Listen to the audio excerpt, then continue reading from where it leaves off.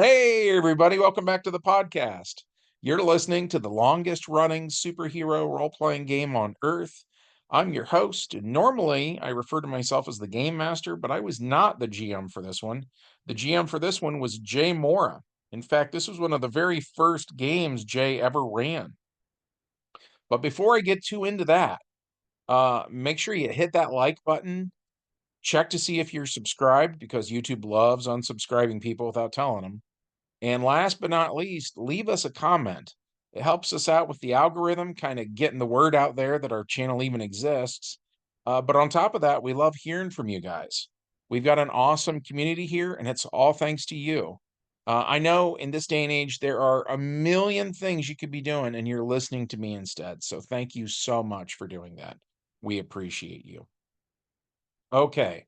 So that said, as you might be able to tell already, I'm going to go free form on this one because the story itself is fairly short. Um, the prologue would just be a recap of what came before. So the team in question for this video is the adapter, and his whole thing is if he sees somebody use a certain power like energy blast or something like that, he can copy it. Now he also has energy blast, right? Um, One of the other characters on the team is Gordon Reed, who is a scientist. I actually based him on the Alan Bradley character from Tron, and he builds a suit of what is basically Iron Man armor, but it has hologram projectors in. So he can do a lot of stuff with hard light holograms and stuff like that. And Shadow is an acronym, SHADOW, where each one it's like I forget what it is now, specialized holographic armor with defensive and offensive weapons or something along those lines. One of the other guys on the team was Spirit Knight, who kind of visually was a literally a photocopy of Moon Knight from the Marvel superheroes character sheets, and then they just colored him in like red, white, and blue. Um, who am I leaving out? Ironclad was basically a knockoff of Colossus. He was actually like crazy strong though. He was like a Justice League level guy. And then last but not least was Ronin, and he's the guy we're going to really talk about a lot today. Um, so the player was a friend of mine at the time named Dirk Waters. And the thing with Dirk, when he made this character, I think he made this character like right before the Batman movie came out. And at that time, Dirk was kind of like, if you've ever heard the phrase too cool for school, you know what I mean? Dirk was always kind of that guy that was like smoking in the boys' room and wearing a leather jacket. And this is going to sound kind of hokey now, but he would listen to like heavy metal and stuff when kind of a lot of the kids at our school didn't. So he was kind of like the bad boy kind of thing. At any rate, but he liked us. He was a friend, and he wanted to, hang out with us and do what we were doing. He just wasn't nuts about the superhero genre. What Dirk did like back then was a series of movies called American Ninja during Michael Dudikoff. And so he even ripped off the last name of Dudikoff for his character's name, right? And he said he wanted to be a ninja and he wanted his master to have died. And I think another inspiration for this, and I'll probably screw up the pronunciation, but there was a series of video games called Ninja Gaiden, and Dirk was really, really into that. Like like ninja stuff was really hot in the late 80s, you know what I mean? And so the thing is, Dirk kind of wanted to hang out with us, but he kind of didn't like superheroes. So he's like, I'm going to play a ninja instead. And we were all kind of fine with it. We didn't care, you know?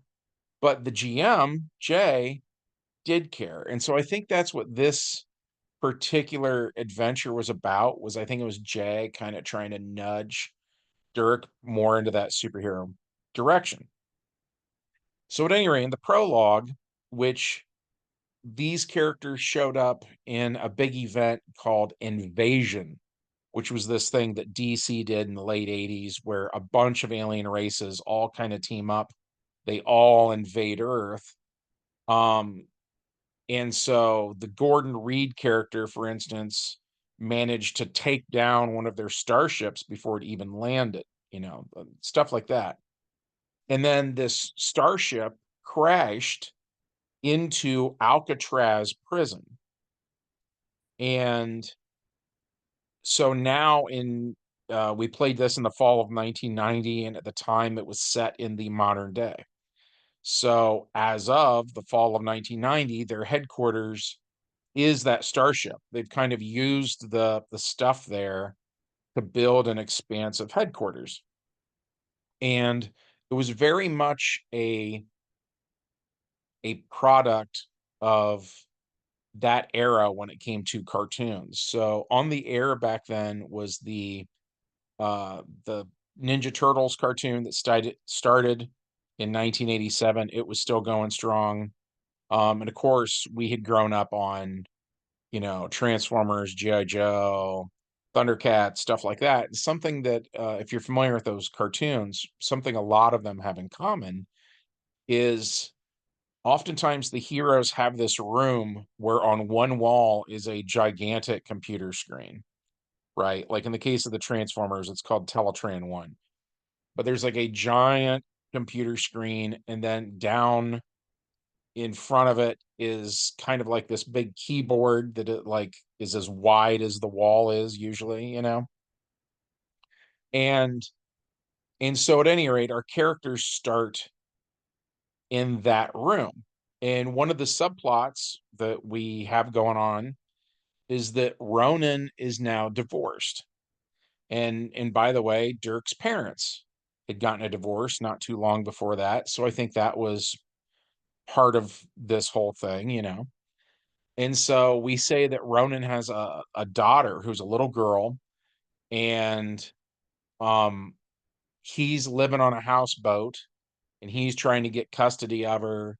And basically the authorities won't let him have custody because how do I want to explain this? You know how like in the classic Spider-Man stuff, like Spider-Man's having a hard time holding down a job because he has to leave and go deal with some superhero emergency all the time. So Peter Parker's struggling just to pay rent, stuff like that. Well, so this Dudikoff character has a houseboat, which is like kind of a late 80s action movie trope. There's a bunch of guys with houseboats, whether it's Lethal Weapon or Miami Vice or whatever. And at any rate, so the authorities are kind of like, you don't even have a real house. Like this is no place for a kid. Like, you can't see your daughter. And the mom in this case is how do I want to put it? She's in the wrong. Pretty much anytime she's fighting with Ronan, she's always in the wrong. You know what I mean? Or she's always being kind of selfish and stuff like that. And I think we even said that the reason they got a divorce was she was cheating on him, and. So at any rate, though, we kind of start off with that, and so he goes to this meeting, and he's kind of in a bad mood, and he doesn't really want to be there, and so on and so forth. And then this weird alien portal opens, and it's kind of like a Stargate, but you know how like the Stargate has like the metal ring around the outside of it. This is sort of like that, but without the metal ring. It's just the energy by itself. Does that make sense? And by the way, if it doesn't make sense, as always, leave me a question or something in the comment section, and I'll try to do a better job of explaining it. But at any rate, in the case of this thing, you can see through to the other side. And so when the superheroes all kind of walk around one, because it like they were basically in a big circle, and the portal appeared in the middle of them, right? And so they have to kind of walk around to one side to see the front of the portal to see what is through the portal. Does that make sense? The other side of it, you can't see anything. So they all kind of walk around so that now the portal is between them and their giant computer screen in their headquarters. And it's a pretty good sized portal. It's maybe like 10 feet wide or something. Perfect circle. and it's a little bit off the ground. It's maybe 4 or 5 feet off the ground, you know? And at any rate, this voice comes through, and it's kind of a low, booming voice. It would almost be like the voice of the narrator in certain, like, I would see it in the '80s a lot in, like, fantasy movies, you know? Some kinda opening narration that explains what's going on. It's very similar to that, and so this voice is telling Ronin that he has been chosen and to step through the portal, and it tells him, and I can't remember the wording now. The wrong way to word it would be, like, "Treasure awaits you," or, "There are gems if you rise to the challenge," or, like, it's something along those lines, but it's not quite worded that way, and we played this in fall of 1990, so it's been so long ago, I can't remember every little part of the adventure, you know what I mean? But at any rate, so he steps through, he, like, jumps through, and so it turns out on some other alien planet somewhere out there in the universe, an identical portal opens, says the same thing to some other warrior from elsewhere, right? And then this guy's evil and says, you know, this thing of, you know, step through, rise to the challenge. If you win, da da da da, some kind of gemstone reward thing, right? And so once they're here, then what they find out is that the voice is the voice of this computer. And the computer has comprehend languages so that no matter who it's talking to, they hear the voice in their own native language. So the whole deal here is they're more or less on kind of like planet Roman Empire, basically, right? And they're in the Colosseum of this alien world. Or maybe a better metaphor would be like the Planet Hulk stuff where he was a gladiator on another planet, you know? Kind of like that. And the idea is that this whole culture had, you know, just like the Roman Empire, you know, the Colosseum was a really big deal to them. And in fact, as their civilization was like falling apart, all they really cared about was to be entertained. You know what I mean? So that was the case on this alien world. But in this case, their whole race just sort of went extinct.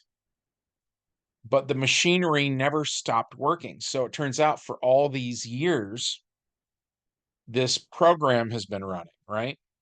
And so it selects basically 2 random aliens that for whatever reason, the computer has decided that they are worthy.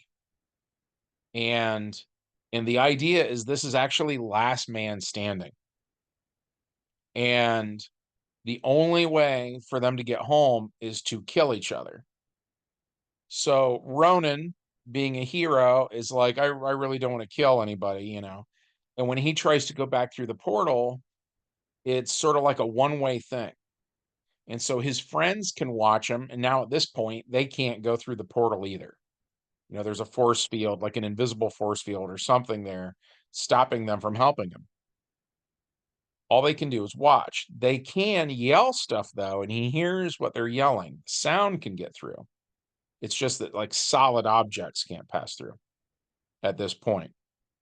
So he ends up in this situation then where he's running from this guy, and it kind of reminded me of an episode of the old '60s Star Trek with the Gorn, where Captain Kirk is on this planet and there's a Gorn there, which is like a lizard man basically. And it's like really, really hard to fight this guy because the Gorn is like stronger than Kirk and stuff like that. So that's the case. Is this guy he's fighting, ironically, even though this predates Doomsday, the guy he's fighting just happens to kind of look like Doomsday, right? It's not him. It's just a weird coincidence. But so this alien is chasing him around, and the alien is green. He's like a reptilian. He's got like a big green Hulk type body, but he's got all these bones growing out of him into spikes, you know, just like Doomsday. And then he's got like sort of like shorts. on, and he's got like metal bands around like the mid thigh and a big metal band around the kind of the waist section. And so when the alien, is sneaking up on Ronin or whatever, Ronin's friends yell at him and warn him. That was kind of the role everybody else had in this adventure. So then Ronin would, not be surprised attacked and so on and so forth. And then the alien had basically killed everybody he ever met, had no friends to help him out. And so the alien, of course, loses, as one might expect. And so Ronin actually does kill this guy. And I can't remember if I already mentioned it or not, but Dirk wasn't really into superheroes. You know what I mean? He was into like action movies. So he was very okay with killing. And so it comes time for this reward. And the computer voice tells him to basically, step into the center of the arena and claim your prize. And so when he does, instead of like, because what Dirk was expecting was like a treasure chest is going to rise up out of the ground or something, and it's going to be full of gemstones of some sort. Instead, when he steps into the arena, the machinery hits him with these energy rays, and it turns his body into what you see, of course, in this week's art for this video, is he is made out of ruby now, right? And by the way, in a lot of stuff, gemstones, put this in game terms, they will have a higher body than that particular kind of gemstone really should have in real life. He only had a body of ruby. It wasn't any tougher than actual ruby, which is important later. But at any rate, so yeah, he's has this new ruby body. We change his name to Ruby Ronin. Um, And that was good for Dirk because, then he comes back to the headquarters. That's pretty much the adventure. And so then you get to like the epilogue of the whole thing. And by the way, being made of ruby didn't do him any favors in terms of seeing his daughter, right? The authorities were jerks about it. Jay's approach pretty much every time he had to run the police or the government or whatever, he was, I think, very inspired by X-Men and how usually the government is like adversarial. You know what I mean? So when it came to getting custody of his daughter, that was even harder now. It did not happen. Um, but now he had a bunch of new powers. So we went with Palladium. The Palladium system actually had a superhero game. I'm trying to remember what theirs was called. Heroes Unlimited, maybe? But at any rate, in there, they had a section called Gem Powers. And the way it reads in the actual book is that sort of like if you touch a ruby, that activates your powers, you yourself, or, like a human guy or whatever. And then the power you get from that ruby is kind of like you can shoot fire or whatever. And I think if if it was diamond, the power you got from diamond, I'm pretty sure was like invulnerability and flight. But each kind of gemstone would give you different powers, right? And that it was all covered in that section. So Jay used that. He was inspired by it. He didn't follow it verbatim. I believe in the Palladium version, the way it works is when you hold a gemstone and let's say you shoot a fireball or something, I think each gemstone only has like 3 charges to it or something. And once you've done it 3 times, that gemstone crumbles apart into dust, right? And so we didn't do that. It was just he gave Dirk fire powers, and just said, well, that, the ruby stuff is associated with fire in this book, so I'm giving you fire powers. And the thing that was kind of interesting there then was it implied that who knows how many other aliens there are out there, and any of them, all of them, gained an ability that like GURPS would refer to as unaging. So it's like what the Highlander has, kind of, where like he just doesn't get old, right? There's certain other characters in fiction that you can probably think of that are the same way. They just don't get old. So, yeah, Ruby Ronin, since he wasn't made of flesh anymore, he just stopped aging. And so at any rate, um, Dirk, um, I'm trying to think how much I should say about it. Dirk kind of got in trouble a lot in life, and I'm not trying to say that in a judgmental way or anything like that. I actually ran into him at trick or treat not too awful long ago. And I remember when we were kids, and he was sort of like drinking and smoking and stuff like that at a relatively young age. And I had at the time told him, because I was kind of like a goody goody, when I was a kid. And I told him at the time I thought that was a bad idea and he shouldn't do that.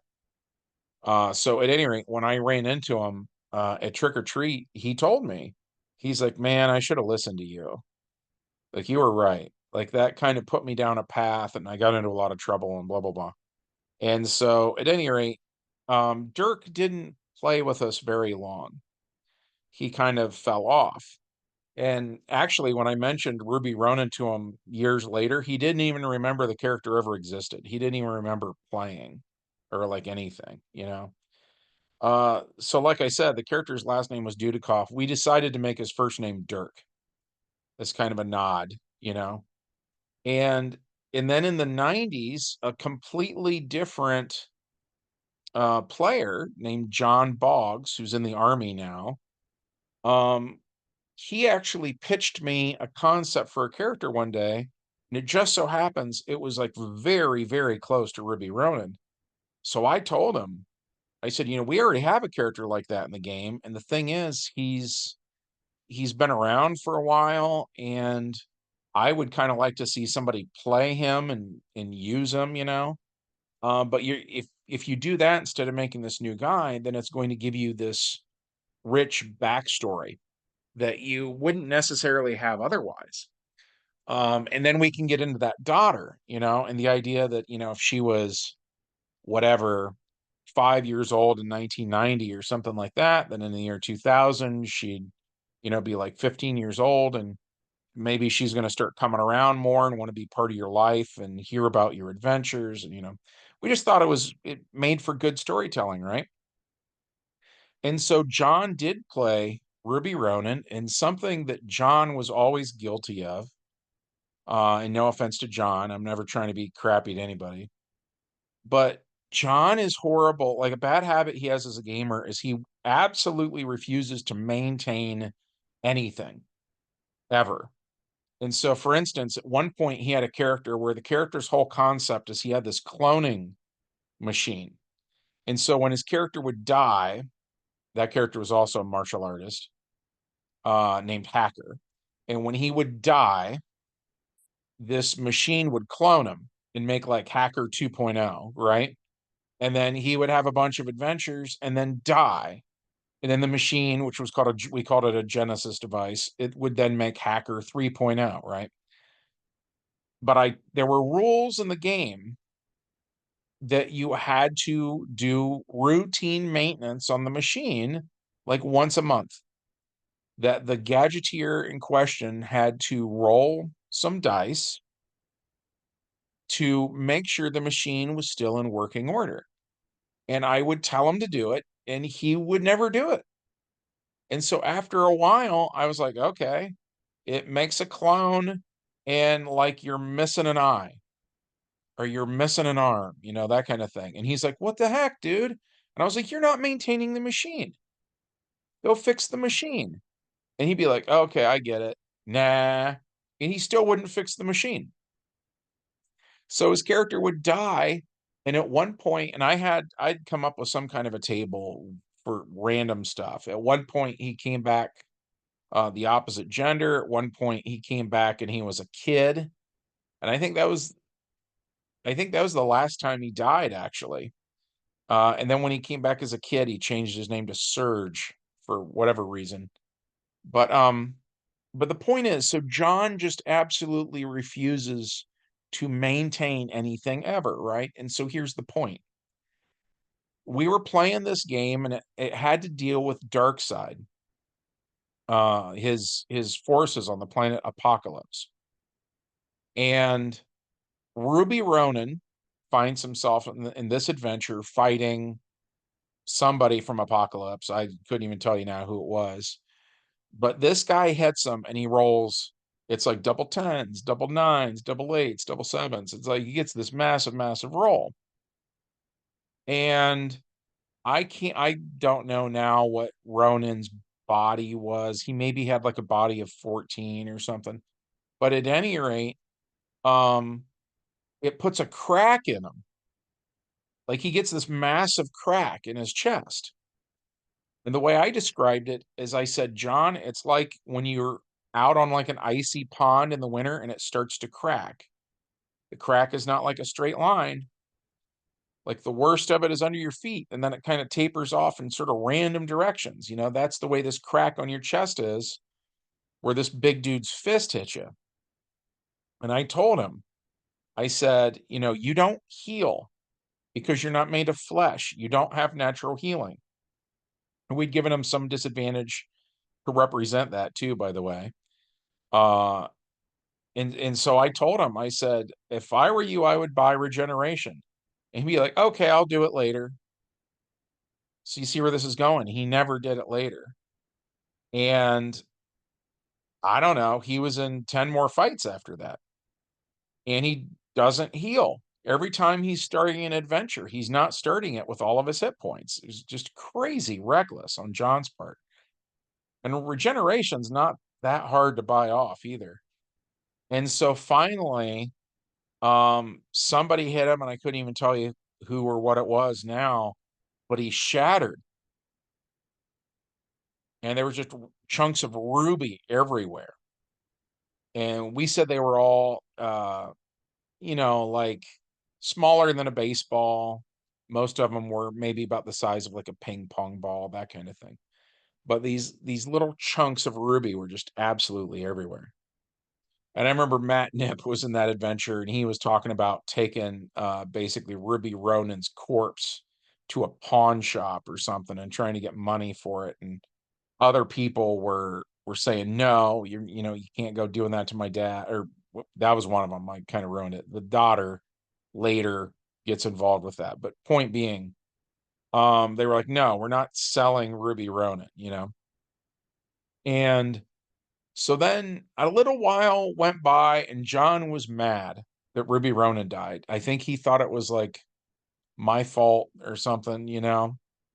And I said, John, you didn't buy regeneration. I warned you. You didn't do it. Well, you didn't have to hit me, or something like that. And so John was like, well, I miss playing Ruby Ronin. I think he should just like come back to life, or whatever. And I was like, no, man, there's got to be consequences. Unless you work something out with me ahead of time where that's kind of like your superpowers, you come back to life, because that is a thing. Unless you do that, and that is super duper rare, no, you know. And so the compromise was he made a new guy. And this guy one day is and this is, 20 years later or something. And this guy is in, like a dojo doing his thing when that two-dimensional circular portal opens, and that familiar deep voice of the computer basically says, you're chosen, come through the portal and do the thing. And so this guy does it, and he gets hit by the ray, and we establish that the ray just picks basically a random gemstone every time. So in this case, it was diamond. And so he couldn't shoot fire like Ruby Ronin could. He had strength and invulnerability and flight. And I believe Diamond has a body of 15 in DC Heroes, so he'd have like strength 15, body 15, and we probably gave him like flight of 10 or something like that. Um, but then he also had like katanas made out of diamond and stuff like that. And then one of the things we established, what sort of retroactively, was that we said he's a master, or excuse me, that he's a Ronin. We said his master was Ruby Ronin. And so Diamond Ronin then had one of those chunks of rubies, and he ends up getting involved in a campaign that took place in outer space. And so if you're at all familiar with lightsabers, which I'm kind of not, honestly, I'm not as familiar with Star Wars as pretty much everybody, all of my friends are. But I believe they have something in them called a kyber crystal, and that's kind of what makes it work. So we ripped off that idea and we said that, John's new character, Diamond Ronin, basically built a lightsaber, and instead of a kyber crystal, it was a piece of Ruby Ronin. And um so then he had like a red lightsaber. Um and it did like fire-based damage when he hit people with it. And then we said that basically Ruby Ronin had a dojo. Again, this is like retroactive continuity. He had a dojo with a bunch of students, and then so multiple people kind of liked that lightsaber idea, and then all of his students had a chunk of that ruby, and they were all putting it in their lightsabers. And I'm trying to remember now what we called them. We actually came up with a name for the group, and it was like the Star Corps or something, or Star Samurai. I can't remember now. I feel bad, but yeah, we did that and for a hot minute it was very popular, and we were almost going to just run a Star Samurai game where everybody was doing that. It was going to kind of be a ripoff of Star Wars, where more or less all the PCs were Jedis. And then everybody was going to have random powers from DC heroes, but the thing they all had in common were they all had these identical lightsabers. Um, but yeah, we ran some adventures with those guys at my old comic book store, and yeah, that went pretty well. So that's basically it for the Ruby Ronin character from start to finish. And then the daughter, who's a different character, of course, my wife has been kicking around the idea of playing her. And we've been talking about, what kind of gemstone she would be and stuff like that. And um, but we haven't done it yet. So where I live, they have these things at the fairgrounds every couple months that my wife loves to go to. It's a gemstone, um, I don't know what you would call it, like a festival, I guess. And they have people selling gemstones, so you could buy like a ruby or a diamond or something if you wanted to.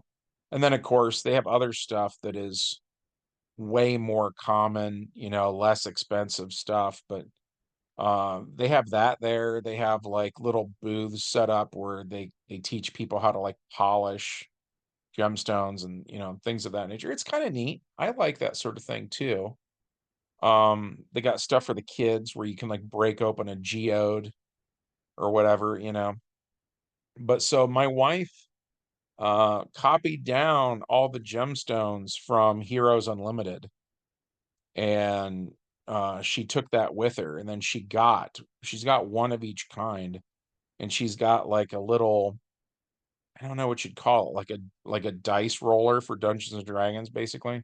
And she has those gemstones in there then. And so the fact that she's hanging on to them, I think it's pretty likely she's going to play that daughter of Ruby Ronins as an adult, of course, now in the modern day. Like I say, we just haven't done it yet. But yeah, that's it for this one. A little different than the way most of my videos are, but um, the there weren't too many adventures that Dirk played in, and the grand scheme of things, there weren't that many adventures John played in either. So I thought I had to kind of talk about all of them to make a video that was maybe the length I thought you guys would like. Um, and by the way, if I'm wrong, let me know in the comments. If you guys are okay with 1 minute videos, maybe I'll do some 1 minute videos. If you want longer videos, let me know that too. I know here recently I made a couple videos that are 40 or 45 minutes long, and nobody likes those. So I'll try to be shorter in the future. But at any rate, that's it for me. Thank you so much for listening.